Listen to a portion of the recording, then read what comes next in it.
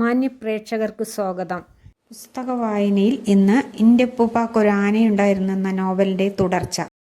അവൾ അകത്തേക്ക് പോരും.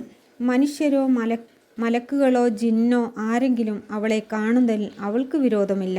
എന്നാലും അവളൊരു മുസ്ലിം വനിതയല്ലേ. അവളൊരു തടവുകാരിയാണ്. കാറ്റും വെളിച്ചവും അവൾക്ക് പാടില്ല. അവൾ വിങ്ങിപ്പൊട്ടുന്നു. കുപ്പായങ്ങൾ പാകമല്ലാതെ വരുന്നു. അവൾ എന്തെല്ലാമോ കിനാവുകൾ കണ്ടുണരുന്നു. അതാരോടും പറയത്തക്കതല്ല.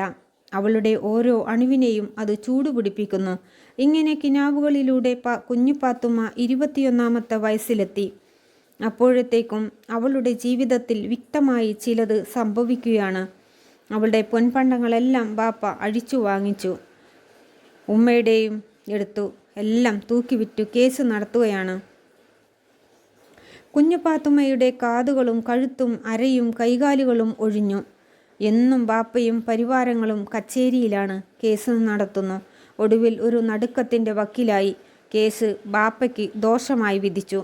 അപമാനവും പരാജയവും അങ്ങനെ അവർ പോക്കേണ്ടി വന്നിരിക്കുന്നു. എങ്ങോട്ട്? ഒരു സന്ധ്യ. അന്ന് നേരത്തെ നിലാവും ഉദിച്ചു പൊന്തി. ജനിച്ചു വളർന്ന വീടിനോട് കുഞ്ഞുപാത്തുമ്മ അവസാന യാത്രയും പറഞ്ഞു അവർ ഇറങ്ങി. നീണ്ടു നിവർന്ന് ബാപ്പ മുമ്പ്, മുഖവും കുനിച്ച് കണ്ണീരോടെ ഉമ്മ പിറകെ. യാതൊരു വികാരവും കൂടാതെ കുഞ്ഞുപാത്തുമ്മ എല്ലാത്തിലും പിറകെ. ജനങ്ങൾ കാൺകെ പൊതുനിരത്തിൽ അവർ ഇറങ്ങി.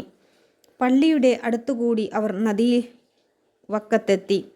ലോകത്തിനൊന്നും സംഭവിച്ചിട്ടില്ല. പക്ഷേ അവരുടെ ഭൂതം, വർത്തമാനം, ഭാവി എല്ലാം തകർന്നുപോയിരിക്കുന്നു. എന്നാലും നിലാവെളിച്ചത്തിൽ നദിയും മണൽപ്പുറവും തെളിഞ്ഞു കിടക്കുന്നു. വെള്ളത്തിൽ ആളുകൾ കുളിക്കുന്നു. മണൽപ്പുറത്ത് ചിലർ കൂടിയിരുന്നു ചിരച്ചുല്ലസിച്ച് വെടി പറയുന്നു. ലോകത്തിനൊന്നും സംഭവിച്ചിട്ടില്ല. പക്ഷേ വട്ടനടിമയുടെയും ഭാര്യയുടെയും മകളുടെയും ജീവിതം ആകെ തകർന്ന മട്ടിലായി. ലോകത്തിനൊന്നും സംഭവിച്ചിട്ടില്ല. കുഞ്ഞുപാത്തുമ്മ ഉമ്മ ബാപ്പമാരുടെ പിറകെ എങ്ങോട്ടെന്നറിയാതെ നടന്നുപോയി.